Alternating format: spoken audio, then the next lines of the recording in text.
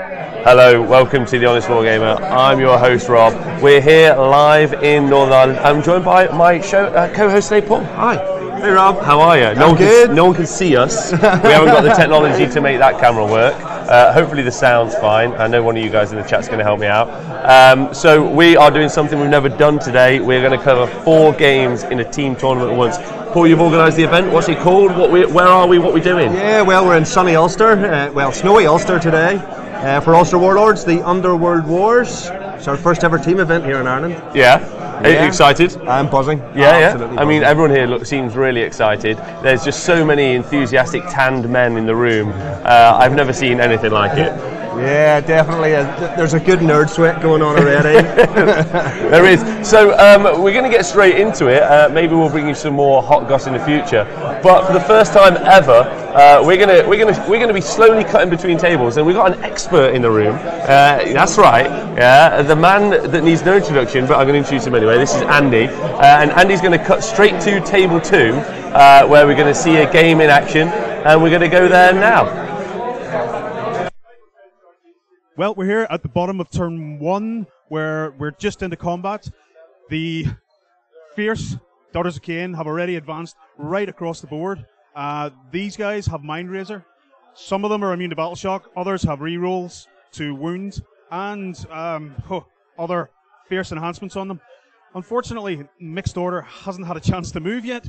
The Daughters of Khaine were so quick, they came right across the board and are right on top of them. Combat's just started, and we're going to see some rolls happening right now. What an interesting first match that you guys can see there. Big part of a team. So Colin's running Daughters of Khaine. This is the Daughters of Khaine list, really, Paul. Yeah, we've seen this a lot, and they're straight in. Some of the other tables are still deploying, so we've cut straight to table 2. Hi, Gammy, by the way, you gorgeous man. Thanks for staying up over in Australia. Daughters on the offensive, and he's gone in first. What do you think of that? Yeah, absolutely. I think this is Colin's Facehammer winning list. Very, very strong list, and he has went very, very overcommitted. Turn 1. Stormcast look slightly poorly deployed, dare I say, Rob? What do you think? Well, so you got to take the brunt. The Fulminator. So I think you guys should be able to see. No, you're not going to see that. So the Fulminator's on the right-hand side, much better on the charge in the centre there. But they're going to get hit by Witch Elves, and the thing that they don't really like is weight of dice, because they've got that 3-up save. Yeah. And what they don't want to do is make all of those saves, and they're going to have to. I also don't think that they're going to go through the Witches, but because they're immune to Battle Shock, don't forget, because of how Hagnar works. But just because of Witch Elves work. Do you know what I mean? Yeah. This is true. Unfortunately, Colin didn't get off the prayer that allows him to re-roll the saves on that centre block, so they're a little bit more squishy than I imagine he would like. The Stardrake in this centre, I think this is what's really important, could normally fight out a single model and then make the half of a unit Battle Shock off, but Colin's obviously been quite smart, and that unit on the left hand side with the Cauldron of Blood, he's just decided to pin them in. Yeah, he's just held that back a little bit. Very, very smart play from Colin. Yeah, it's real smart. I got to say, I feel like this is Daughters of Khaine's army to go through.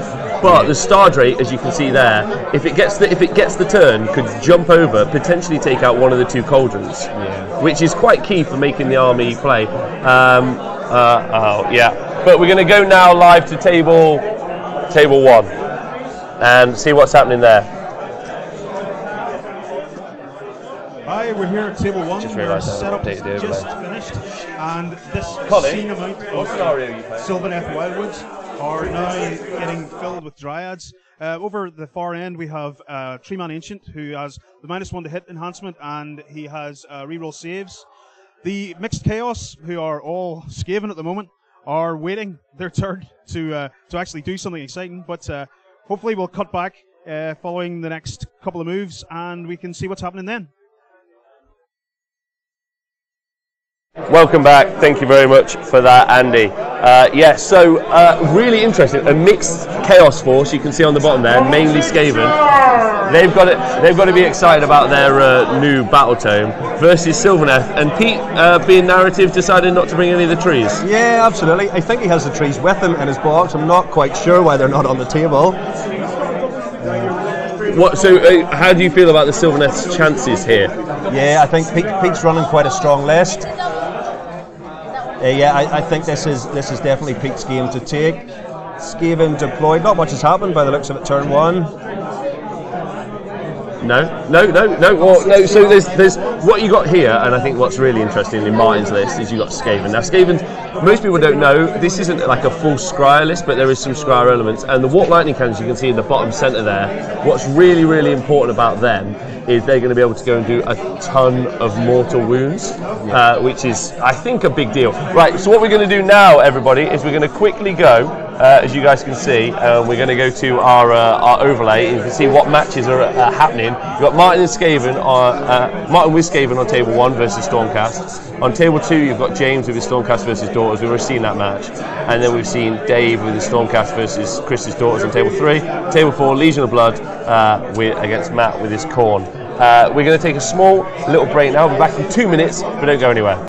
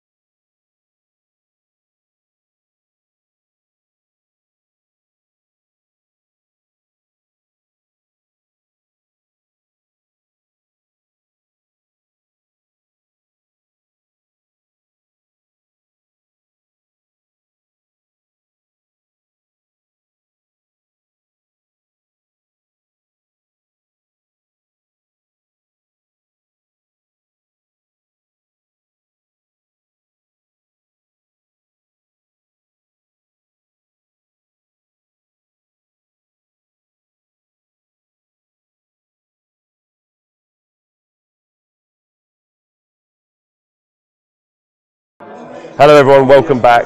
Thank you very much for joining us. Thank you for tuning in. I can see all you guys in the chat, it means a lot to us.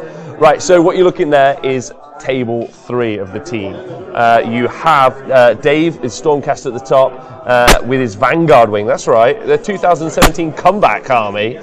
Dave was like, I don't want to hear anything about what you got. Versus Chris's Daughters. Andy at the table is going to tell you exactly what units and armies you can see on the board.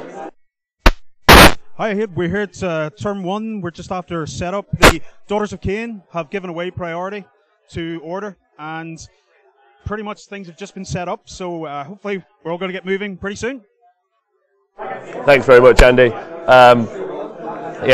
So you're looking at a pretty traditional Daughters of Khaine list. If you guys are interested.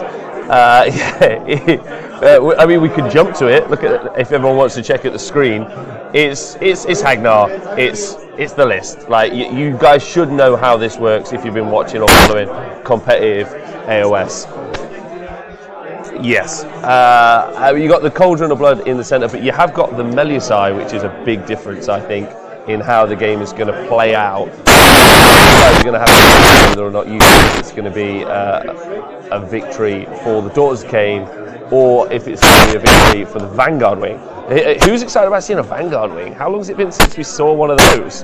That's that's right, Mere Mouse. Hagnar, you walk forward and you win. But while we'll come back to it, we're going to be able to do them as it happens. We're going to jump over. And we'll see what's happening over there. Here in table 4, turn 1. The Legion of Blood have launched themselves across the board towards the Blades of Khorne, who really haven't gone very far. Hopefully, left in them to battle all these dragons, but we'll see what happens.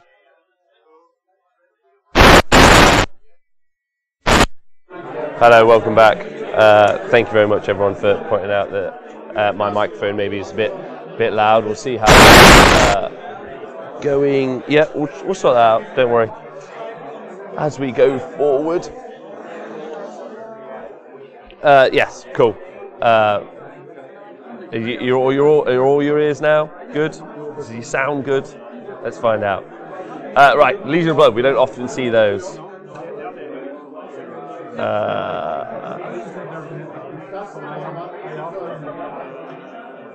How are the mics now, gentlemen? Are they okay?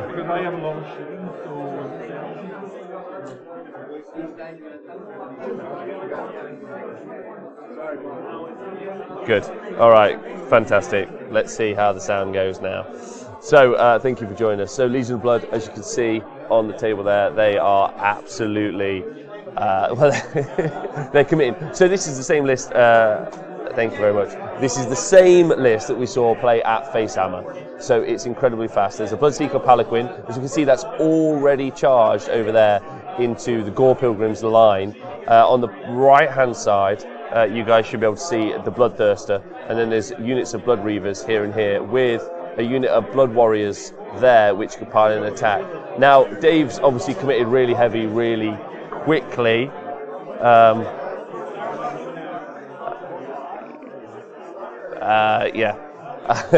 Yeah, he's committed really quickly, and he's attacking over on the right-hand side. And then he's just gone in. He's just gone all the way in, all the way, which is a big deal. And I think it potentially is going to be tough for Matt to come back straight off this, if I'm honest. He can pile an attack, but the problem with Matt's force, not the problem with Matt's force, but Matt's force obviously is orientated all around combat. And those Vampire Lords and Zombie Dragons are going to be able to heal back way quicker than the other forces are going to be able to hit, which I think is problematic, right? Yeah, so what do you guys think of that game there, Khorne versus Legion of Blood? Personally, I'm not sure. So obviously, as you can see, up here on the right-hand side, he's holding that left-hand side. Sorry, he's holding onto that objective. So I think that's looking very strong for Legion of Blood. Let's have a look. Let's go back to game 2 now, and let's see how Colin is doing with his daughters versus the Stormcast. The table there seems to have just decided to absolutely fuck us. So there's half the battle anyway, roughly. I hope you're all at home having a great time. So Colin is charged in with. Let's do that. Colin is charged in here and is engaged, and he has wiped out a unit of Fulminators, which is pretty impressive. There was a unit of Liberators there. I think they're gone as well. Stardrake is out of combat, as you can see, and is just engaged in a big way.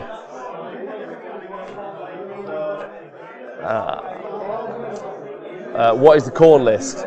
Let's go find out while we try and make that table work again. Khorne list is all the lists are available if you go onto AoS Shorts. Have got all the lists up and available if you guys want it. But if you guys want to go and look at the lists, you're talking about on table 4. So to cut back to table 4, there's the table. So it's Khorne at the bottom versus Stormcast at the top.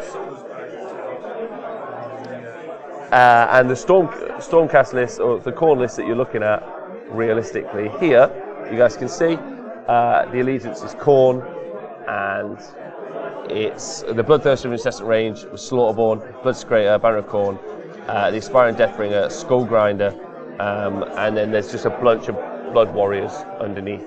So that's the game that you're seeing happen on table 4, where you're seeing the Legion of Blood pile in and do all of that damage. Same thing, actually what's really interesting for the teammates of Dave and Colin, they've both, if you look, they've Dave has committed really heavily into this line here, and then, very interestingly, so has Colin. He's just decided to do the same. They've just going for the Alpha Strike early doors. But if we go and look over at Pete, who is Colin's teammate and Dave's teammate, he has gone for a much different army. Hey, Down Under Network. So if you're looking at this game here, you can see that Pete has put up all of the Warlords into the centre, which is a little bit tough really for Martin, because and a good matchup. Those guys have got to be really happy that they got that matchup between them, because realistically what you're doing here is you're stopping or negating the shooting, the mortal wound output from the warp fire throwers, which is just cool. Now there's also a bunch of warp fire throwers. There's just loads of mortal wounds that can come out of the Skaven force, but it's just not necessarily doing the work. Down and supervised, thanks. The temperature for me is a balmy minus something. It's cold. I won't lie to you, it's cold, and I miss all of you over in Australia. How's everyone in the Twitch chat doing? Thanks for joining me. I'm kind of hanging out on my own, so it's you and us, and we're doing 4 games. Is anyone excited about seeing 4 games at once? Is it a little bit much to follow? Let me know how it's happening. Let me know what you think so far. I feel like I'm... but we are going to go now live to table 2 and find out some information from Andy. Some serious actions going on this time. The comet for the Stormcast has failed to go off, and Judicators are falling by the numbers. It didn't go off. It did go off. No, the whole thing is starting to fall apart, I think, unfortunately for Order.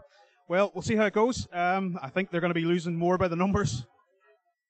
Yeah, I mean, Comet's really dangerous, like loads of mortal wounds, especially into Stormcast. But thankfully didn't go off, so that's helpful, right? That's really saved. That would have, no, Comet was meant to go for Stormcast. There we go, yeah. Yes, all right, I'll catch up. Comet's meant to happen. I'm just looking at that table that's all wonky, and it's triggering me. I can't stand up to fix it, so I apologise, everyone. But yeah. We'll have that less on the piss in a minute. So, Comet not going off would have been quite important. But realistically, the thing that you guys at home know, the reason Daughters are so resilient is because they've got that 5-up ignore, especially with Hagnar.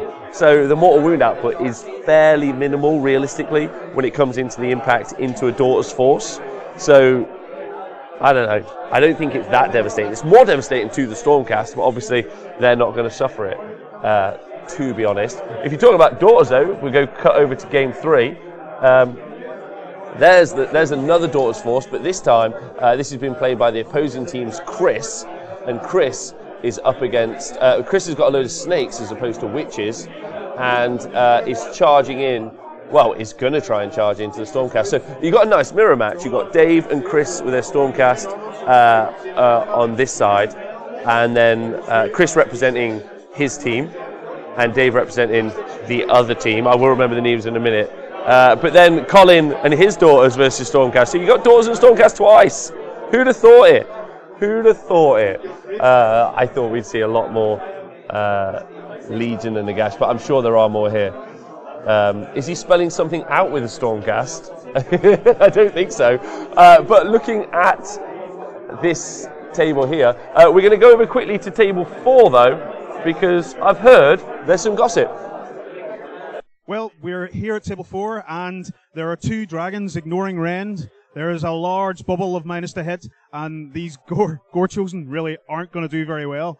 Unfortunately, 5 or 6 have already died, and it's looking like, unless you can break through this line, really it's going to be pretty terrible for him. Thank you very much, Andy. A devastating first turn. Are we into Khorne's turn 2 yet? No, Khorne's turn 1? It's still turn 1. So he's lost a lot there, but he's still got the Bloodthirster up. Colonel Cabbage, jet lag is killing me, I will not lie. AoS coach. That's right, 4 tables at once. A world's first here at the Warlords event. over here in Ireland. Northern Ireland, sorry.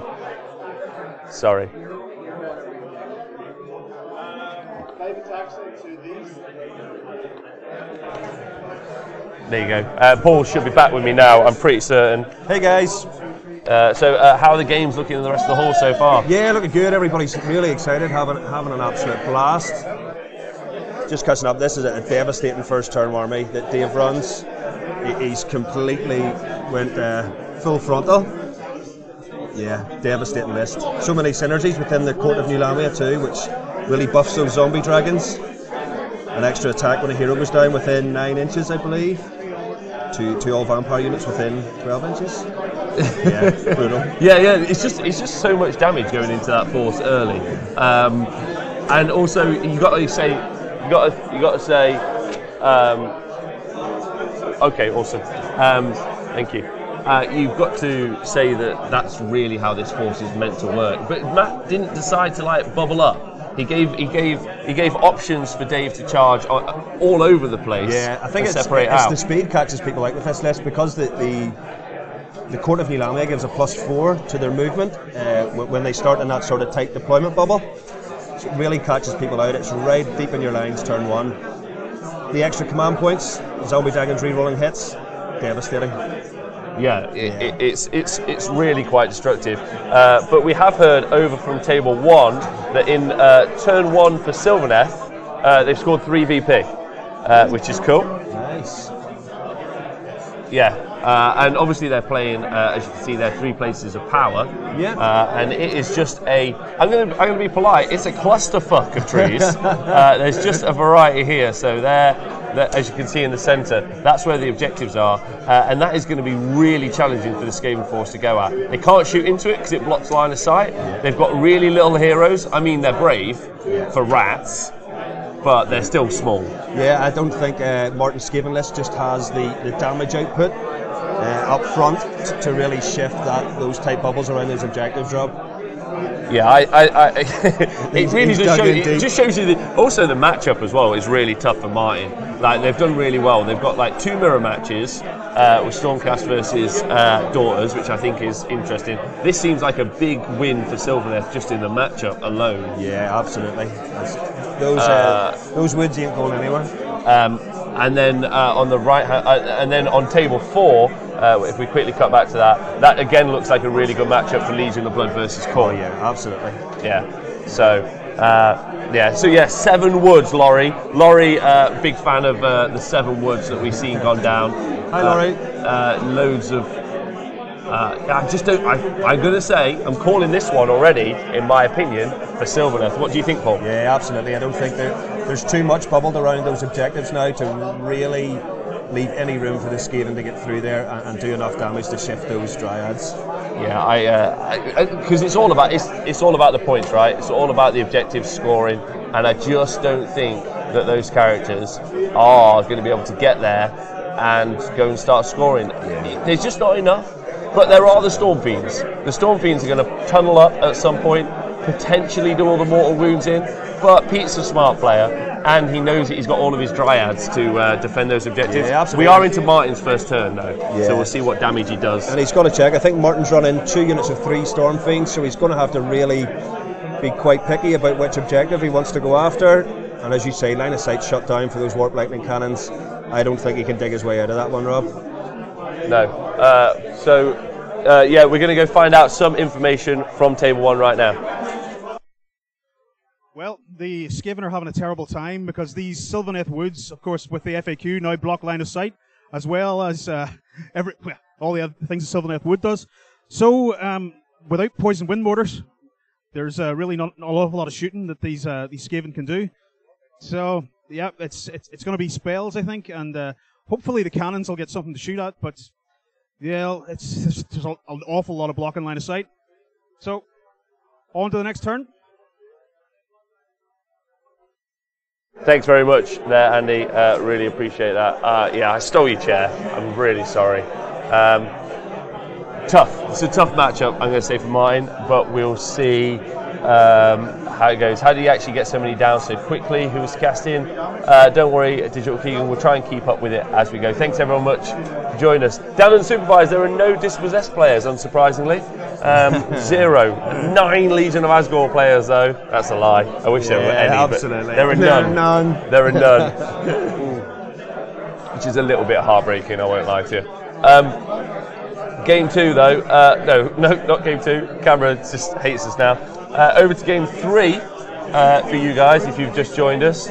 You've got a Daughters of Khaine force, which is mainly made of the Snake Ladies. Yeah, I've actually played this list, Rob, against Chris. It's a very, very high damage output list, if used right. And those snakes are a tough grind. They are tougher than they look, like, especially if they've got the 5-up rerollable save on them. Yeah. They're immune to battle shock. I just don't like playing against them. I'm not gonna lie to you. Yeah. It's just not fun. And there's so it's just many. not fun. There is so many of It them. reminds me of that scene from Indiana Jones where he falls into the pit of snakes, and I'm like, this is not for me. This is not for me. Snake ladies. Yeah. But as you can see, they're holding on to the objectives nicely here and here, and then you've got the objectives up here.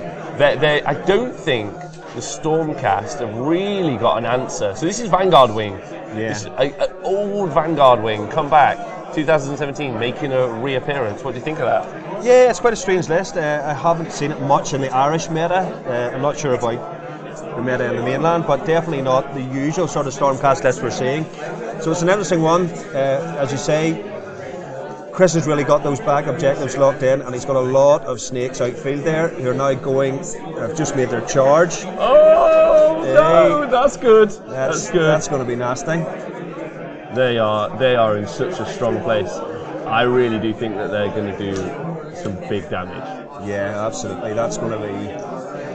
I'm not sure about this right-hand side. Is the charge roll made there, Rob? Or no, we won't know that yet. Andy might be able to find out if the right-hand side unit of Belisai have tried to charge, but we're not sure if they have, which we'll find out. In fact, we'll get a table update from our infield report, Andy. He'll tell you everything that's happening, and he'll ask some questions as we go.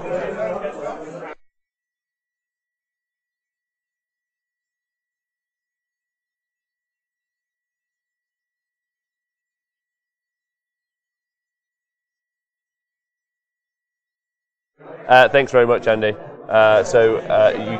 Hopefully you heard what happened there. Is this the charge? There we go. Oh, that's a double 6. That's a double 6. Oh, that's a real charge. Safe to say they're in. He's going where he wants to go, which is going to be. Do you think he's going to try? Do you ever get greedy in this situation and try and sneak round the back? Yeah, I think he's looking at it. He's definitely considering it, Rob. Yeah, I'm famous for a rear charge. It's just two reasons I like a rear charge. One, it's a great Saturday night out. Two, it always catches my opponent unawares. It looks like, is he trying to avoid being caught in with the adjudicators with his charge? Looks like he is, Rob. Yeah. All right. So he's charged. Oh no, he's winning. No, we've got them in. It's going all the way in. Yeah. Well, absolutely. I mean, they have the damage output to deal with that unit of adjudicators. Oh, I think we're pegging the third unit in there too. It's just going to get them all. Yeah, it's going to get them all. That's it. And they're going to strike back, and I don't think they're going to do anyway. At least, so this is a new tactic. Well, not a new tactic, but I think I've come up with a term for this. I call this swamping. So effectively, in the first turn, and if we go and actually cut into game 4, we'll see the same thing. Effectively, what you're doing in the first turn is you're putting everything into your opponent's deployment, which just means that they cannot secure your back objectives for the whole game. Now, what's really interesting is if we cut back again, is you can lose all of this by turn 3, but that means you're so far ahead by turn 3 that your opponent can't come back. Absolutely, it's an educated gamble, really, isn't it, Rob? It's knowing you've got those backfield objectives and you just run out in front of points.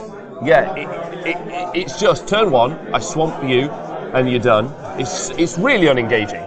Like really, I mean, it's very clever tactically. It's a really smart move, and you just put, you could run forward a murder host, or you could run forward a beast of chaos force. You can just swamp an objective, just leave it, and you just go, right, you can't play the game now. And there are some armies that can fight against it. Nighthawk can fly over the top, but not loads. So we'll see. I don't think Stormcast are going to be able to do it here either. No, it's going to be interesting to see the outcome of these charges. I think a lot's going to hinge on the outcome of this combat. Oh, okay. So we've just heard from Table 2. We're going to cut to Table 2. We hugely apologise about the camera, but we'll fix that up. And as you can see, Colin has just done against all odds. He's destroyed an enemy behemoth. Now, Paul, I know you're away for a little bit, but there was on that table a big... Oh, no, wait, there was a Star Drake. No, wait, Paul didn't achieve this. No, it's Colin. Colin's achieved. Oh, Colin's trying to achieve that secondary objective. Right. So obviously we have secondary objectives this weekend, Rob. Yep. 4 split across the team. Colin's obviously taking the obvious choice for Daughters, which is a battle line unit killing a behemoth. Makes sense on the witch elves. It does. Yeah, absolutely. Yeah, and he's going to try. He's trying to. He's going to try and murder them. And he's taken quite a lot of this out. And John is potentially. John's potentially set up for the double, as far as I'm aware. This is John's first turn, so he's got the potential to go through, and he's done actually quite well on that unit in the centre. Now that unit in the centre, lifted. Yeah, that unit in the centre doesn't have the 5-up rerollable save. It's just got the 5-up. Colin didn't get it off, which he was a little bit upset about. But like he said, he wants it to happen at the start of the day, not tomorrow. Yeah, absolutely. Not in round 5. And then not many of these Daughters are dead either. So we'll see. The Stormcast already lost a unit of Fulminators down here on the right-hand side, and they're also starting to lose these units as well. Dead pile racking up. Yeah, that's pretty quick. They can put out so much, Rob, but they can also take a lot back. Yeah. Which is a real strength. Personally, I think the Daughters are going to do this, but the Stormcast also have their secondary objective, or secret objective, which is kill the enemy general and any 2 leaders by the end of battle round 2. Yeah, so this is his first turn. Yeah, 2 turns to do it. Don't know how he's going to angle it. I think Colin's general is on the left-hand flank. There, pretty well bubbled in by the witch elves. Oh, there we go. Yes. So if we jump back to table 1, and we'll see what's happening here, because Skaven have been on the move. They've started to move forward, and they have progressed. We've actually got, I believe, the Stormfiends have now bubbled up at the back of the table on his lines, behind his lines there, Rob. Yeah, good. So there we go. Stormfiends are up in that top right-hand corner, and they've got units of hunters that here on the right-hand side that they're going to try and go through. I'm pretty certain. I think Martin's went for the combat loadout on his Stormfiends too, so they can dish out quite a bit of damage. Yes, absolutely loads of damage. But it's whether or not they're going to be able to. They're now they've done their pop-up. They're in the same position all Skaven are. They're slow. Well, not all Skaven, but specifically Stormfiends. Some Skaven are really fast. Yeah. But these guys are going to be slow. They're going to be piling in and doing the. They got to try and fight their way through the centre objective through all of these Wildwoods, which there can be mortal wound output coming through spells. I think they're in a tough spot personally. Yeah, I don't think they just have the damage output on that list. Skaven aren't in a good place in general. They're obviously due a book, we hope. Yeah. Soon. .tm. But it's just not there. I don't think the damage capability's there to shift. I don't think so. Trees. I mean, you've got the Hunters here as well. Pete's given himself so many options in the backfield. Although, another unit of Stormfiends up in this top left-hand corner, they potentially are going to go do loads of damage, and they could come in here as well. So, you're looking at, if you guys are a little bit unaware, but that's over here, these 2 Stormfiend units, that's 600 points he's committed. So that's pretty much his big hitters. Yeah, that's and unfortunately, the 200-ish, 180 points, I think, for the Warp Lightning Cannons there, they are a little bit neutered because they don't really shoot stuff particularly well with the line of sight blocking forests. Yeah, absolutely. His only real target option there, I believe, is the Hunters on the right-hand side, Rob. Everything else is dug in pretty deep with those trees. Pardon me? Everything else is dug in quite deep with the woods that obviously block line of sight, so his target priority is really forced in terms of what he can shoot.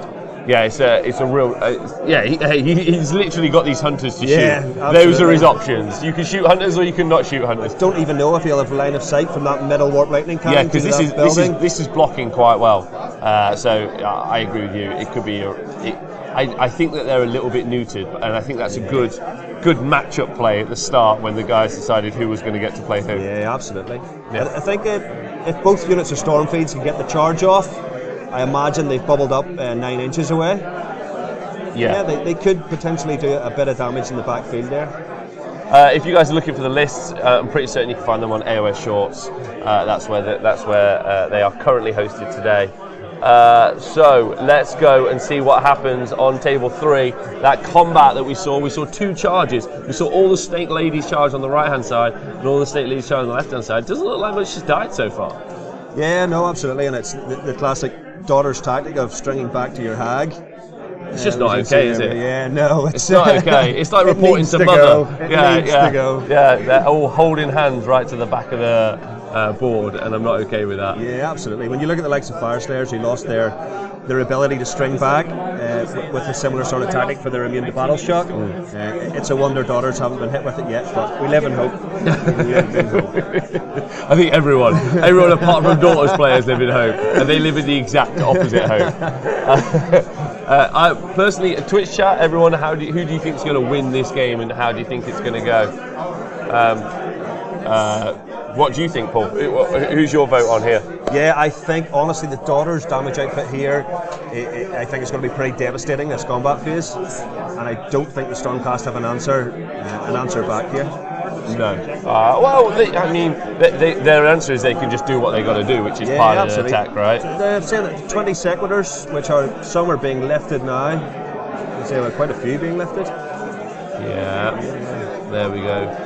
Sequitors are such a bland choice, realistically, though, aren't they? Yeah, they're bland, but they are very good at what they do, and they're a hard shift. And the versatility of getting the rerolls on their save, or the reroll ones on saves or their hits, is a very versatile option, I think, in most Stormcast lists. That's why we're seeing so many of them, I guess. Yeah, you're gonna constantly see. Yeah, they just choose to do their thing. Yeah. That's the kind of thing that you really have to think about when it comes to match play. Like some armies, and that's why I don't think we see Nurglers much, because while Blades of Putrefaction is great, it requires you to get the spell off. Yeah, that's it. You're hinging on spell. It's much easier to have that sort of synergy built into your list where it's happening automatically. Yeah. Obviously, the Sequitors get to choose each turn what they want to do, which is great. Yeah, I couldn't agree with you more. So let's go see what's happening on the other tables. Table 4, we saw a Legion of Blood list. Just absolutely hammer. There's not much Khorne left, is there? I think we're still turn 1 for Dave here, still rolling dice. Yeah, that's nasty. So turn 1, we saw the force just. Dave is sat down now. He's so relaxed. He's just like, I'm having an early lunch. I'm ready. Took all of his force and he just charged. There's just so much movement. I think you can get something like up to 42 inches of movement before you even charge. It's insane. They start that tight bubble deployment. Everything's at +4 move from the battalion. They are scary fast force. Really, yeah. Rerolling hits with the dragons if he's spent his command points. Usually does. Game 1, I have had the displeasure of playing against this list, and it's extremely potent in those first 2 turns. At least it means we don't have to discuss what's in the Khorne force. I mean, that's it. It just saves us not time. In the Khorne force. But we're going to go now live to table 1. We're going to hear some information there. We've had some serious tournament events. The Stormfiends have drilled up from under the battlefield. They've drilled up on both sides, taking out a handful of Dryads, and now they've managed to get into the Tree Lord Ancient, but they're minus the hit, and the Tree Lord's re-rolling saves, so we're -2 to hit. Whoa, nasty. But the Warp Lightning Cannon did manage to do 6 mortal wounds to a unit of Dryads, so they've lost 14 this turn, so we'll see what happens when they have to take their battle shock. Okay, all right. Well, that's a pretty exciting match. I'm not going to lie. Oh no, the entire time that we talked about that, we looked at the wrong map. I'm sorry. I'm new, and we got this. Just blame me, Rob. I'm new. I'm literally new. It's okay. You guys are experiencing the first. This will be the worst it'll ever be. which is Absolutely. which is not and bad. It's fantastic. 4 tables, live streams. Simultaneous, yeah, which is fun. So big shout out to both you, the event, which is amazing, Andy on the tabletop. What we did see though is over here a unit of Stormfiends popped up. They killed the defensive line, and then they're into this Tree Lord Ancient. But unfortunately, they're -2 to hit. Oh, nasty. So that isn't going to do loads. And then the Warp Lightning Cannon shot into some Dryads, did 6 mortal wounds, and then they lost a few more to Battle Shock. So they ended up losing 14 in total. Now, I don't think Stormfiends are pretty decent, but also the True Lord Ancient, has got a re-rollable save. Yeah, absolutely. I think the Stormfiends running a unit of 3, interesting choice. Yeah, their damage output's good, but I don't know if it's going to be good enough with a -2 to hit. No, I don't think it's going to be. I don't think it's going to do them in any way. And then there's regrowth in the army, so that True Lord Ancient who's just located in here could potentially just come back to life. Yeah. Personally, personally, I don't think the Tree Lord Ancient is going to die, but he also isn't going to do any damage output because he's like a wet noodle. Yeah, wet lettuce as we call it. He's going to do nothing in his output. So this Stormfiends could be there a while, but because of the scenario, they're not going to be able to score. It's really, really suited Pete, this mission. I imagine that came down to a smart pairing in the team pairings. Yeah. And this is absolutely fantastic for the forces. Yeah, this just seems like an obvious, really. Yeah, absolutely. The sort of list required a shift. That sort of board setup, very, very heavy combat offensive, and that's just not what Martin's packing. Yeah, I agree. Loads. Let's see what's happening, because I still want to know, are we ever going to find out what's happening in this combat? Oh, look at that. There's a load of dead Stormcast on that left-hand side. Those sequitors are disappearing quickly. I think Chris is still rolling dice, as daughters do. Yeah. He's just still rolling. Absolutely. Yeah, has he even started over here?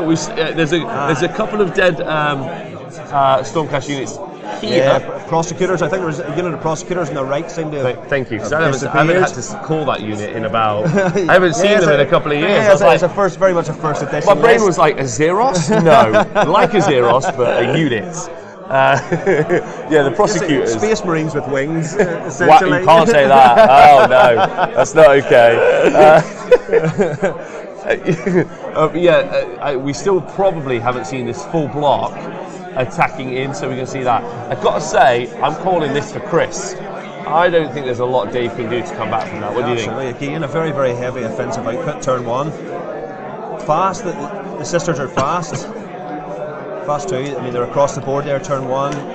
Nice and big they're heavy not charge. They're not going to die. I think Dave has went for quite a tight deployment, which has actually went against him in this case, because all of his units have effectively been tied in against a really strong unit. Yeah, I mean, we saw over here, we saw a 12-inch charge from this unit, so they were about here, and then that's why they got such. I think he needed it realistically. Yeah, absolutely fantastic charge roll.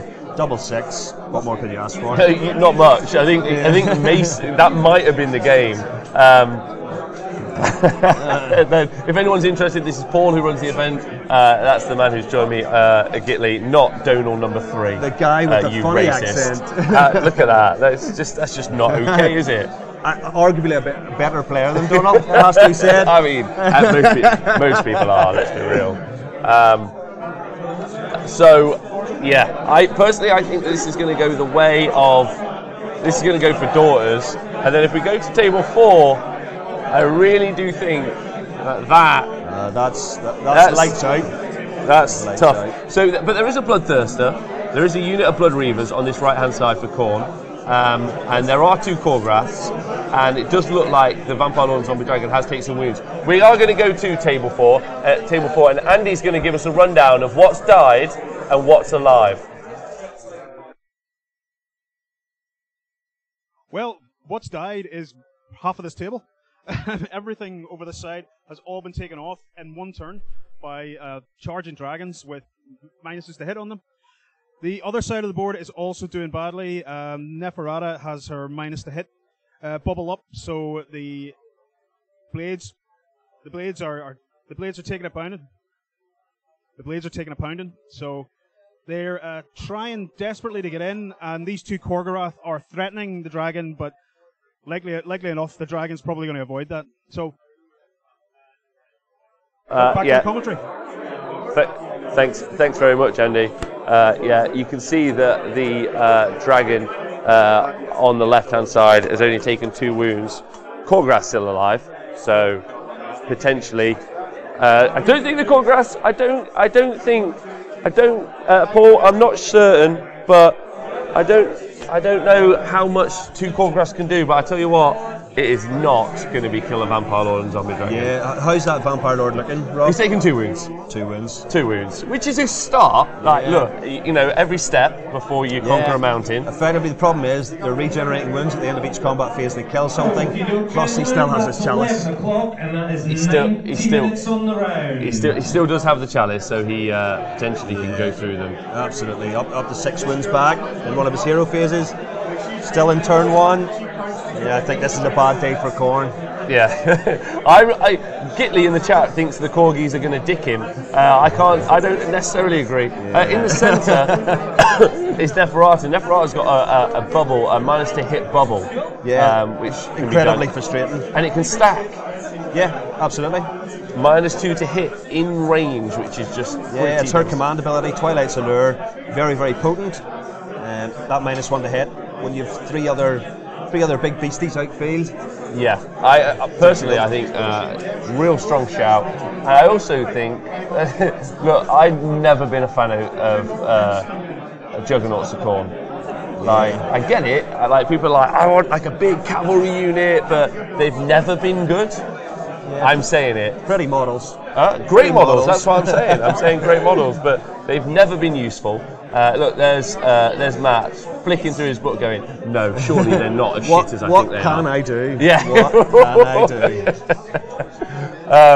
Yeah, and I just don't think that they're going to be able to do the damage in here that you expect realistically. Or not expect. I expect them to do nothing, and that's what damage they'll do. Yeah, it's quite an interesting one too, Rob. People tend to forget Neferata has the one-shot dagger. Her dagger can't auto-kill, so she's tough on her own too. Especially when she's then -2 to hit. Yeah, absolutely. The Bloodthirster, though, on the right-hand side here, has decided, do you know what, I'm going to leave all my mates behind, screw you guys, and I'm going to go fight this back objective.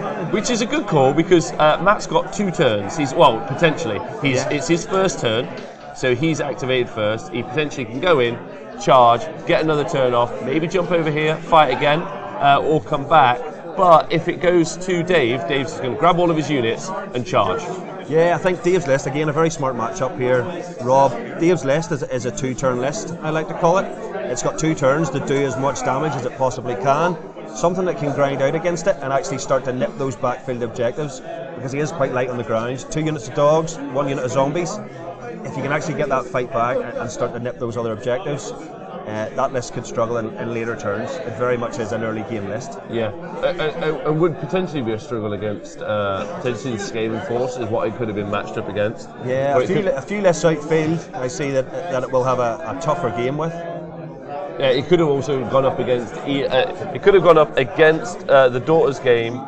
So it could have come against this Daughters force that we're seeing on table 3 here, and that would have been a tough matchup, I think, just because they're harder to shift than they look. Yeah, absolutely. And they are going through the Stormcast, the old Vanguard wing as it was, and on table 2, the shifting sands of Uglu has moved our board around, so that's a dynamic shot. Yeah, that's absolutely. what we're calling that. That's brand new. Our Star Drake's still there. Star Trek is still there. I mean, Collins can't be happy because that's basically all he's after. Like, it's his secondary objective, right? It's his secondary objective, yeah. He needs to kill it with the battle line unit, Rob. Although Witches, obviously equipped to do the job. Seems to have lifted that middle unit of Witches. Yeah. So the middle unit of Witches, it does look like it's gone, but now this other unit of Witches is engaged as well. And at the back, we're seeing this unit of Heartrenders go into the unit of Judicators. Now, they're not going to do loads of damage, but they'll at least stop their shooting. Yeah, absolutely. Ties them up too and prevents that shoot. And then also, another massive advantage that Collins had here is he charged into this unit of Fulminators. So for 2 turns, a unit of Fulminators just died before they even struck. Yeah, that was huge. And then another unit of Fulminators have been engaged in combat, and they do most of their damage on the charge. So Absolutely. I really rate Fulminators. I think they're really solid. It's just they needed to be deployed deeper and then countercharge. Yeah, absolutely. John knew that they were coming forward. Yeah, very much. They were deployed much too far forward, Rob. I totally agree. I think they're one of those units you need to be getting the buffs off on and use them on the counter charge. Yeah. You want to be playing with them on your terms, not your opponents. Yeah. And daughters are going to do nothing but charge you. Yeah, absolutely. They're Just coming in your accept it. face. Yeah, just go. Okay. Like, it's not one of those games you have to really deploy particularly clever because you go, I wonder what your trick is. Well, I'm gonna, and that's why I think Table 1 is so interesting because it is deploy, counter deploy. It's all sorts of interesting, right? It's I'm gonna go quickly to the table and find out just how many wounds the True Lord Ancient took. None, because I was hitting with 6. It took none. It took none. I stomped in the spell when it's So it took a grand total of none. None. Because the Storm Fiends are hitting on 6s. Normally they hit on 4s, so that -2 has just really crippled them, hasn't it, Rob? Lukewarm, thanks very much for subscribing on Twitch. Thank you everyone for joining us today for the event. Hope you guys are enjoying it. You should pop over here. There's going to be more events in the future, Paul. Yeah, absolutely, Rob. The next plan is the Ulster Open, which will be hopefully the end of August this year. Okay, good. We're aiming for a 70-player capacity, and we've every confidence we can get there. Oh, nice. Yeah, absolutely. Exciting times in Ireland. Yeah, very exciting for everything. Well, all around the world, obviously. Oh, absolutely. I've just Fantastic. come back from Australia, so like it's amazing watching these communities outside of the central hub of the UK really like exploding. Yeah, it's unbelievable just how quickly the hobby has grown in the last couple of years. Yeah, I think it's fantastic. And thanks to people like you who put on excellent events. There's some really cool player packs you guys haven't necessarily seen yet. There's loads of cool little stuff. I'll put some photos up on my Twitter and the Honest Wargaming Twitter so you guys can see. Right, back to the game. Hey, back to the game. That little side note finished. Absolutely. So the True Lord Ancient has done what True Lord Ancients do. He's sodded off. Yeah, he's gone. So he's moved away.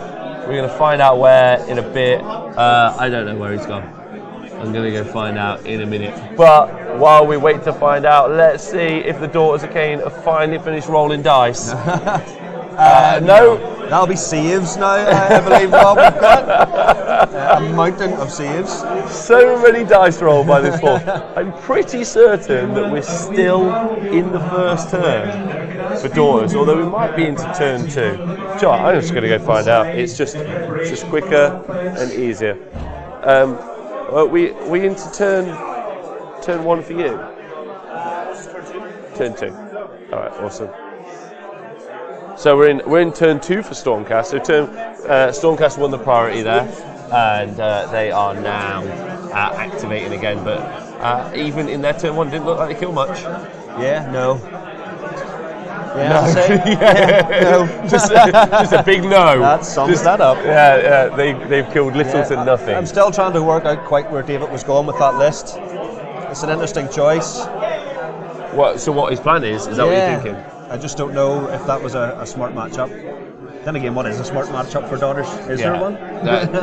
No, not really. Maybe a lot of shooting, but you kind of got to prepare and over prepare. Yeah, absolutely. I think Legions of the Gash is probably the strongest sort of matchup for Daughters because they can effectively outgrind them, Rob, in a lot of cases. So Andy's gonna bring us some hot goss from table 2.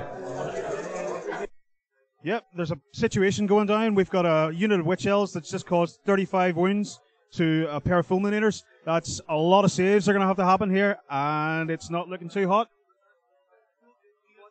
Thanks very much there, Andy. I think you're good. This is just I didn't really hear what Andy said, I won't lie.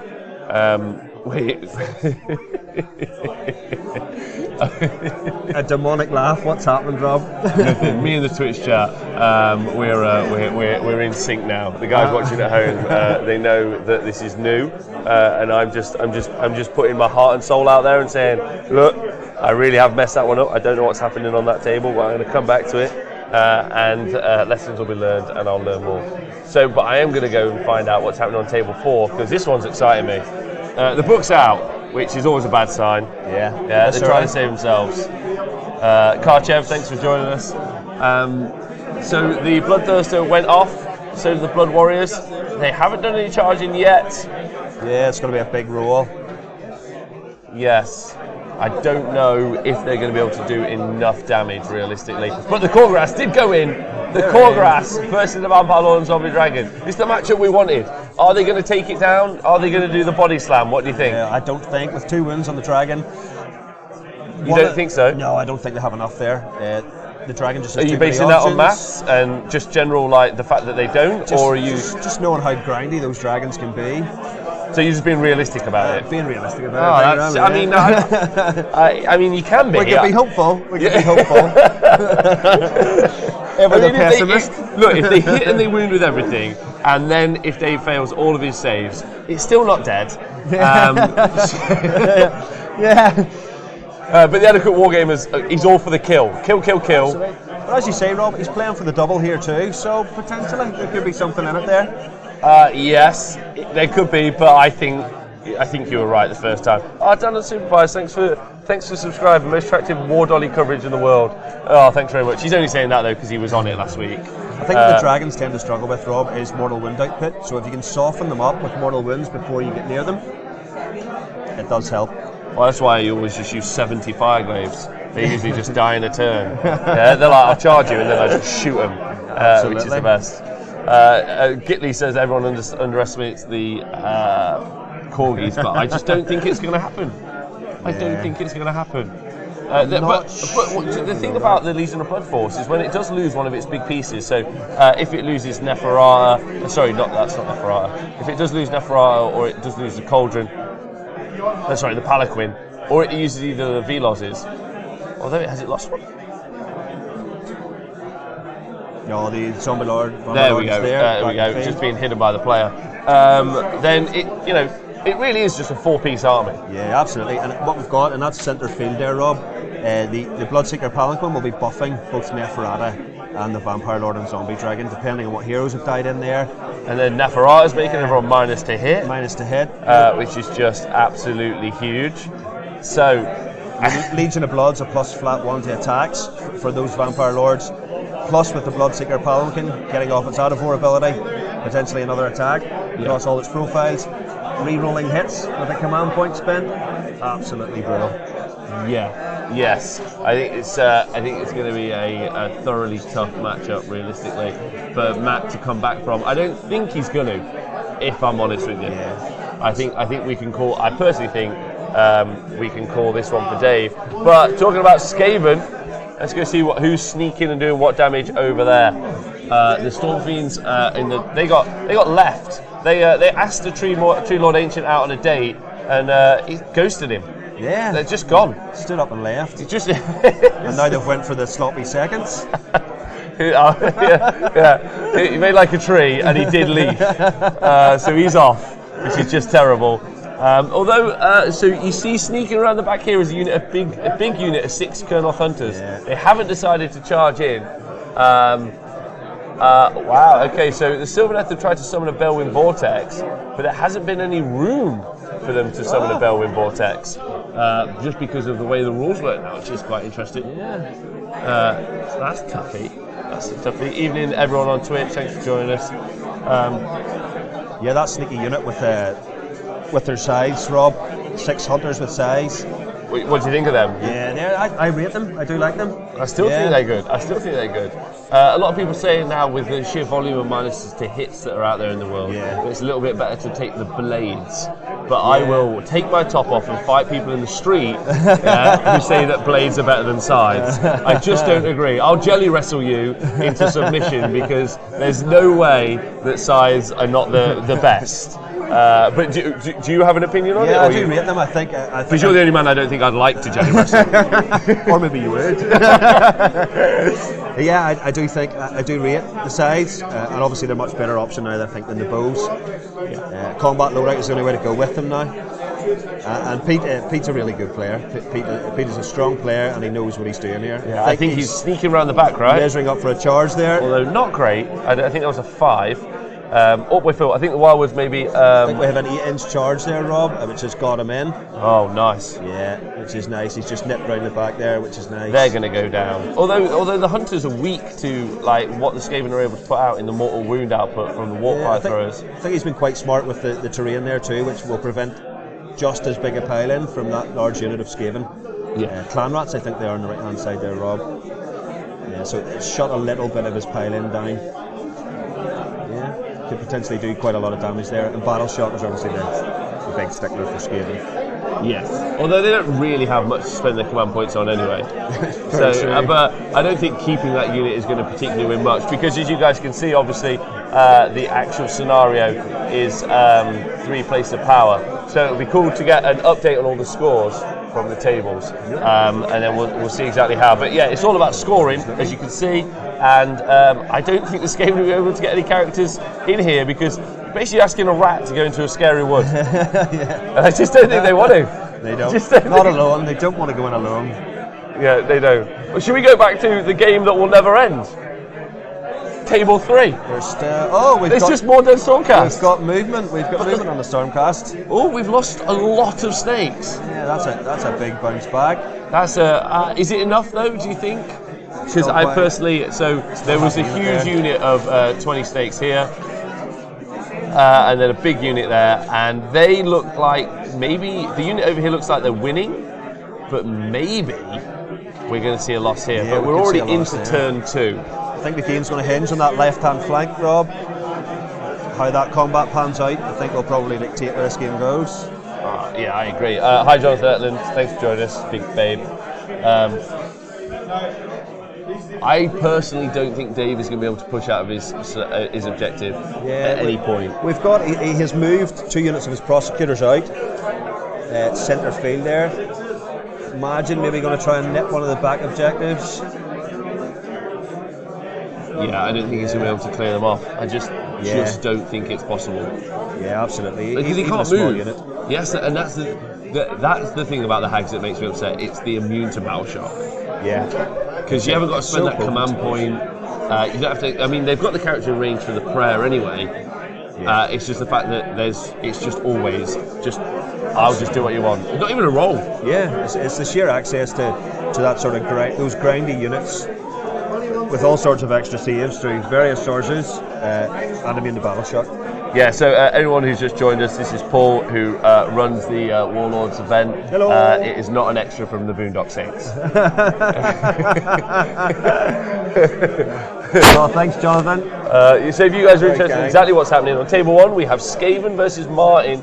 Not Skaven versus Martin. Skaven versus Sylvaneth. That's what's happening. Thank you very much. On Table 2, you have Daughters of Khaine versus Stormcast, but in the realm of shifting sands. Which have literally shifted. They have literally shifted. On Table 3, you have Stormcast versus Daughters of Khaine again. And then on Table 4, you have Legions of Blood versus Khorne. Legions of Blood went first, charged over. Oh no. Paul, have you seen what's happened? Where are we? The Korgorovs. Oh! Were they not going to win that fight? Yeah, I called that one. I'm taking that one. You're taking that call. The safe. Are you only going to make real safe calls all weekend? Yeah. No, absolutely not. I will be controversial at some point. Oh, okay. All right. Okay. Yeah. So we saw the Legion of Blood Force just womp over on turn 1, and there was a Khorne army. There was a Khorne army. And now there just isn't really. There's a Bloodthirster and there's a unit of warriors left. Okay, on Table 4, the Legion of Blood have lost nothing. Nothing. That's just horrific. Quite interesting. Dave runs 2 units of wolves. He's paid for the 5, but he actually runs 4 in 1 unit because I kindly lost one of his dogs. Oh, you lost one? Absolutely, I lost one of his dogs. Where did it go? I think it's in my garage, buried amongst a pile of orcs. But yeah, so it's very alternative. Unit of 5, unit of 4. Another strength unit, just because of I don't have it, is a really interesting choice. I don't think at this point he needs it right now. No. And if we go over to Table 1, you'll see that Sylvaneth are rocking a 9-point lead, which is pretty big, realistically. That's devastating at this point. Yeah. What do you think about this scenario? And Aaron in the chat was just saying that it's just it's a devastating scenario. 3 places of arcane power, 3 places of power. Sorry, for Sylvaneth, because they just pop up their woods, they're one shot, put their unit down, and they're just good. Yeah, absolutely. The mission totally suits him. I would imagine after that mission was rolled, this has been a very, very smart matchup on behalf of the team captain. Yeah, I think so. Absolutely. Because obviously you guys are seeing a team. This is a team match, so 4 of these players are on the same team versus 4 of the other players. So it's going to be a team victory versus another team victory. So that's why it's so interesting in how it's pushing forward, right? Yeah, absolutely. And the guys have to try and control their matchups so that they're getting both a scenario that suits their army and also their opponent, their strengths and weaknesses. I think Places of Arcane Power is a real interesting mission. It's very unforgiving, I find. You need to have a clear plan if you're taking the first turn. Likewise, you need a real strong counter-offensive plan if somebody nips those objectives early. Yeah. Okay. Yeah, I agree. Over onto table 2 here. You can see you've got Daughters of Khaine versus Stormcast. Colin's rocked up 5 points so far, so he's doing really quite well. And I think, but he's lost a lot. Yeah, I'm surprised actually the number of Witch Elves that have went down. Usually they don't die that fast. Normally they don't die that fast. No, they don't. But we did see Age of Earthwood. I don't think it's legal to run under strength battle line, a legal list. Yeah, I mean, disqualify him. Yeah, we'll go over and do the investigation in a minute. But you're right. This unit in the centre here of Witch Elves, they didn't get the blessing of Khaine off. Is it blessing of Khaine? Blessing of Khaine, yeah, absolutely. Maybe sort of 3 up. Huh? 3 up for the prayer. Yeah. I'll be honest, most of the time when people tell me what the prayers do, I try and zone out because it just upsets me learning. I just go, I don't want to know, don't tell me. Basically, we can do what we want. Unfortunately, down in Supervised, there are no Swifthawk Agents armies here. Yeah, no, unfortunately, we had high hopes for Darren Watson maybe bringing his, but... Well, I am in the Swifthawk Agents WhatsApp group. I started it. There are 3 of us. There's me, there's Darren, and there's the postman himself from over in Australia. Yeah, so all 3 of us, we just keep talking about eagles all day. You are the worldwide contingent of Swift. I mean, I'm not even. I just started it so they could talk to each other. I don't even know what they're saying most of the time. Yeah. So we'll cut over to game 3 now, and in game 3, if you guys are interested. We've more Blood Sisters down. Pardon me? That left-hand flank, we've lost more Blood Sisters. It looks like there's 3 left. It looks like the Sequitors are winning the fight. Yeah. This is what they do. They empower those weapons up, Rob, and they can dish it out. They can put the hurt back on. And I think it all comes down to the fact that Dave won priority in turn 2, so it means he just got to activate first. Yeah, but absolutely. that does mean that he potentially then lost on the right-hand flank, but he has managed to put this unit of Prosecutors. That's right, Prosecutors. Welcome to the starter box. Yeah, they're back. They're back. Who knew? Who knew? The Prosecutors are back. Who knew it? If anyone's interested, that's not something anyone was expecting. Yeah, it's quite interesting now. I think that left-hand combat could change the direction of the game. Pardon me? It could change the direction of the game with that unit of Blood Sisters. It could do, but it's so still. I don't know. The Cauldron could go womp them. Realist. Absolutely. I think so. I mean, they're not tough. No. They do some okay shooting. No. They're not bad. It looks like because it's a big unit. It looks you're like, oh, but really, Must be good. It's rubbish. I think, and really, it's taken for the formation, which is get ready a Vanguard wing formation. Vanguard wing is back. Is it back? Maybe wouldn't go that far. Maybe. So yeah, that's what the game you're seeing played out here, Anyway, that's. Prosecutor wings. Someone's having flashbacks to Prosecutor wings. Like what? Oh yeah, have you ever tried to build Prosecutors? Oh, absolutely not. I'm not a Stormcast fan, it has to be said. They just fall apart in a ironically a stiff breeze. Yeah, absolutely. They literally are made of feather. They are. So on table 4, our final matchup. the Velos has gone into the Bloodthirster, here he backed comes. up by That's his Bloodseeker Palanquin. Bloodseeker Palanquin, and down here a bit of Neferata, making -1 to hit. So one. I mean, come on, that Bloodthirster's got a mission here. His mission is to go through 3 monsters all on his own. What do you think his chances are? You're going to make the safe call? I don't think that's doable. No, absolutely not. I don't think this is doable for the Bloodthirster. I really don't. Join us all weekend where Paul just completely calls it as he sees it. As a Death player that also runs this list, I may be a little bit biased. Oh, right, okay. You're super on the side of the Death Force here. Yeah, down the supers, the horrifying flappy noise before 30 Liberators auto-deploy into combat. It's a noise none of us want to hear again. No, memories, nightmares. So, I mean, that looks like that game's going to wrap up fairly soon. Yeah, I would say this is going to tail off. Yeah, I don't think that's good. We called that early, so I really don't think that's going to go that way. It looks like the tensest game, or the game that's going to take the most strategy, is going to be Table 1.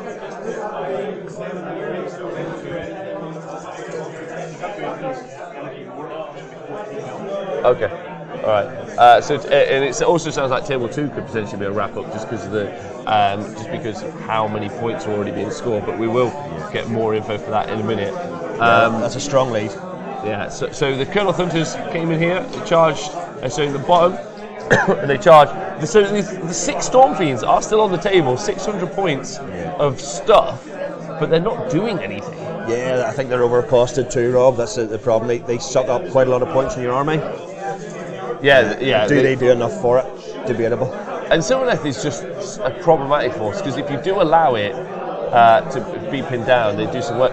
They just don't have a lot of board control. Yeah, totally. And also that minus the hit in Skaven is devastating. Even with the Storm Fiends on a natural 4, they're hitting on a 4 normally. Yeah, that minus can make a huge difference at that point. So we're going to go over to table number 4 though, with Andy, and he's going to bring us some info. So we have a game completed. Well, Matt, good? No, unfortunately, that's a serious win then for the Legion of Blood. All 4 objectives in turn, and a secondary objective as well, all in turn 2. So that's turn 3. Sorry. So that's everything. And are you table it, or did you get away with it? Did you still got the Bloodthirster, but still, yeah, it's a nasty amount of killing those dragons. They're fierce. I know. Well, commiserations, Matt. Congratulations to you, Dave. So that is a sad end to table 4. Means I have to update the scores though, so it saves me a job. Thank you very much, Dave. I appreciate that. Those thanks, Andy, from the table. Just done. Quick, easy, game over. What do you guys think of that match? That was hard work really for Khorne. They just really didn't have an answer. They didn't lose. The Legion of Blood didn't lose a model. Just real interesting. So if we cut back now to table 3, you'll see what's happening in the Stormcast versus Daughters of Khaine army matchup, which is pretty interesting. The prosecutors in the centre here, which I know you're all you're having your nightmare flashbacks to. I think they're going to lose to the Cauldron of Blood here. But this unit of Stormcast up here finally got rid of the snakes, but they're just not. I don't think they're going to be able to move off that objective in time to threaten anything. So I think realistically, it's going to be a win for the Daughters of Khaine. Well, that's my opinion anyway. What do you guys in the chat think? And also, thanks for joining us. Then, if we go over to table 2, the skew table, I actually think Colin actually said that if he wins the priority roll, so much of it is going to go towards him that it's not. Yeah, it's just going to be. It's going to be too tough, realistically, to make a comeback. Real challenging game there, I think, for the Stormcast. Again, Daughters of Khaine they started here, they just flooded forward, they did all of the damage, took loads of units out. Is another unit of Fulminators dead? Yeah. So there was a unit of Fulminators here, they died, another unit of Fulminators, they are dead. and then these liberators are even dying to the heart renders of all things. We've got one of the cauldrons has gone into the Star Drake. Colin needs to kill the Star Drake with his battle line unit in order to secure his secret objective. So Jared Wilson, thank you very much for subscribing. That's awesome. The rounds are, don't know what time the rounds are, Dan. It's a bit much. And then on table one we've got the matchup of the day. We've got of the round really. We've got Sylvaneth versus the Skaven, and Andy is going to give you a brief overview of what units you can see on the tabletop there. Okay, so on the table we have our clan rats, we have Scar Acolytes, we have more clan rats, another unit of clan rats, and more Scar Acolytes, along with the Arch Warlock, and of course Tree Lord Ancient back here, some Revenants, a couple of Warped Fire Cannons, Warped Lightning Cannons, sorry. More of those guys that I can't remember the name of now. Are these dead acolytes? Dead acolytes, I'm afraid. Again, we have Storm Fiends. We have more Revenants. And a unit of Storm Fiends battling some Dryads at the back there. And right in the center, we have another unit of Dryads hiding in most of the woods, and Branch Wraiths in there too. And that looks like the Cogs in a spell, stuck right in the middle there. So, yep, everything to play for. Thanks very much, Andy. You've done a great job there. Yeah, so you guys can see what's happened on the table.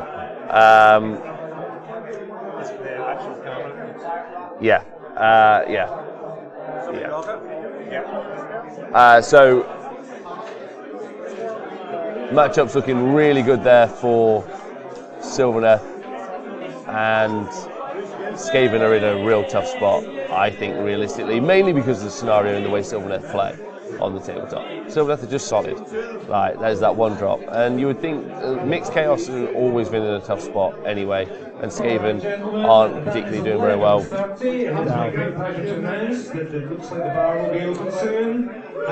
So the TO is just making an announcement there, just so we can find out what's happening. The people in the room. So if we go to game 3, someone has decided to kick that table. So now again, you're looking at a table. You're looking at the Daughters of Khaine versus Stormcast, and you're seeing the Cauldron of Blood moving up now. We're into Daughters turn 2, and they are they are on the offensive. There you go, measuring the charge into the prosecutors, as I called it earlier. I think they're going to go for the murder. I think the prosecutors are going to be dead. The big unit of snakes on the right hand side have secured that objective, and the big unit of snakes on the left hand side have effectively destroyed the ability for those Stormcast to do any damage in return. So I don't think this game is going to go the way I don't think this game is going to go for Stormcast. I'm calling it now. Daughters win this one. And then if we go to game 2, which is equally skewed, so that's fun. That also is going to go to Daughters of Khaine. I'm pretty certain. Yes, in fact, definitely. I'm calling it there. Daughters of Khaine are winning that matchup in a big way. It's an easy one. And then if we go to Skaven for the fight, this is the only one that can matter. So if we go to our overalls, I'll give you a quick overall on this. Pretty certain I'm going to be able to. Yep. So table 1, the victory. Table 1 we don't know currently, but on table 4 we know for a fact that Legion of Blood won that. Absolutely, definitely. We know for a fact that, I think, Daughters of Khaine are going to win this one here, and then Daughters of Khaine are also going to win this. So it puts, it's currently 2-1 to one of the teams, and then we're going to have The only one that's in contention is the last one.